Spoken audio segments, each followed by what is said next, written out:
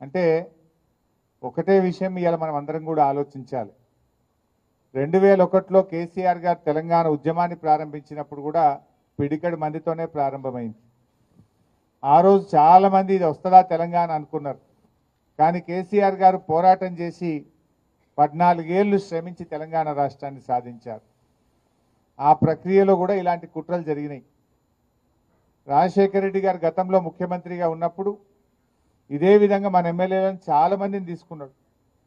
12 మంది ఎమ్మెల్యేలను తీసుకున్నారు. ఇంకా అయిపోయింది బీఆర్ఎస్ పార్టీ అనుకున్నారు. ఎమ్మెల్యేలు పోయినంత మాత్రాన బీఆర్ఎస్ పార్టీ పని అయిపోలేదు. ఎమ్మెల్యేలు ఉన్నా పోయినా కార్యకర్తలు ఉన్నారు, ప్రజలు ఉన్నారు, మంచి నాయకత్వం మన బీఆర్ఎస్ పార్టీకి ఉంది.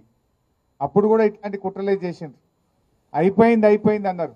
అయిపోయింది అన్నోళ్ళే కాలగర్భంలో కలిసిండ్రు తప్ప బీఆర్ఎస్ పార్టీ మాత్రం నిలబడ్డది. ఇట్లా చాలా కుట్రలు